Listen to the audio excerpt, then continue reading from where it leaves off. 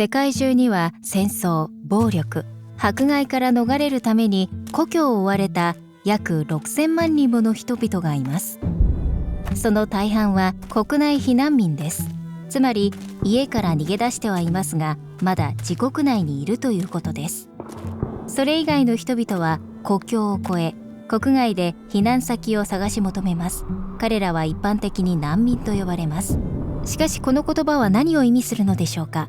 難民は何千年も前から知られていました。しかし現代の定義は国連で1951年に起草された難民の地位に関する条約によるもので、第二次世界大戦での大規模な迫害や強制移住に対応したものです。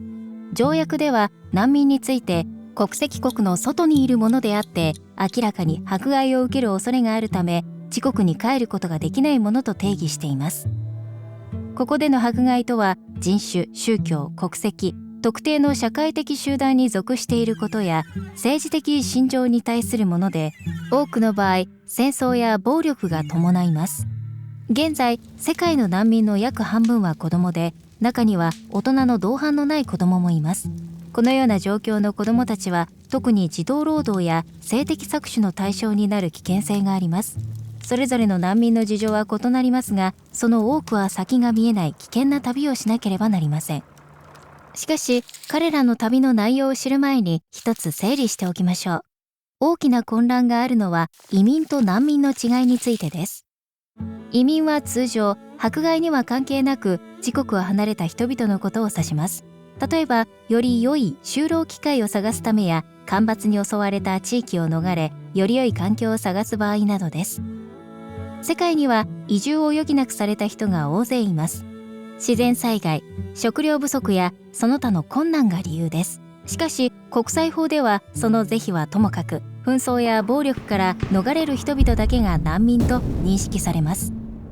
では人々が自国から逃れると何が起こるのでしょうか。多くの難民の旅は長くて危険に満ちており、避難所、水や食べ物のアクセスも限られています。突然かつ予想外の出発になるため、身の回りのものを置いてくることもあります。また紛争から逃れる人々は飛行機に乗ったり、他国に合法に入国するためのビザなどの書類を持たないこともしばしばです。通常のルートで旅をするためには資金や政治的要素も障害になります。そのため彼らが旅をできるのは通常は陸上と海上に限られ、国境を越えるために密入国業者に命を預けることもあります。家族と共に安全を求める人もいますが、愛する人々を残して単身で移住を試みる人もいます。いつかまた会えることを願ってです。別れは心の傷となったり長期化することもあります。世界の難民の半分以上は都市部に住んでいますが、時に紛争から逃れる人々の最初の滞在地は難民キャンプです。通常は UNHCR や現地政府により運営されています。難民キャンプは仮住まい用で、居住者が安全に故郷に帰るか、受入国に定住するか、第三国に再定住するまでの短期間の住まいを提供します。しかし再定住や長期的な定住の可能性は限られています。そのため多くの難民は何年も時には何十年も難民キャンプに残らざるを得ないこともあります。避難民にとって新しい国での最初の法的手続きは難民申請をすることです。この時点で彼らは難民として保護を求め、申請が受理されるまでは正式に難民とは認定されません。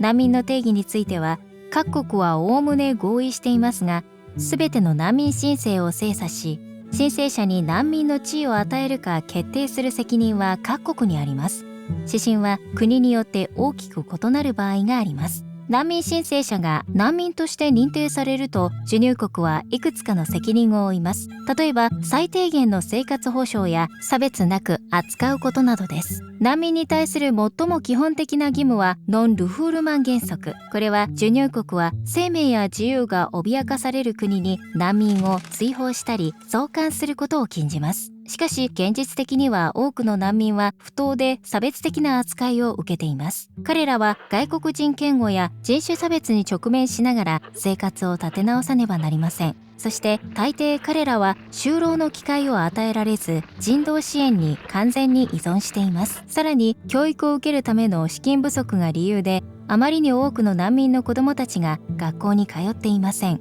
もしあなたが自分の家系図を調べたらどうなるでしょう。ある時点で自分の祖先が戦争、差別や迫害から逃れるために故郷を離れざるを得なかったことがわかるかもしれません。先祖の歴史を覚えておけば、現在故郷を離れて新しい家を探す難民たちの話を聞く上で役に立つでしょう。学びが好きな人はぜひチャンネル登録を。猫の視点で見る世界史からもっと聞き上手になる方法まで、様々なテーマの新しい動画が毎週公開中。好奇心を糧に知識の幅を広げましょう。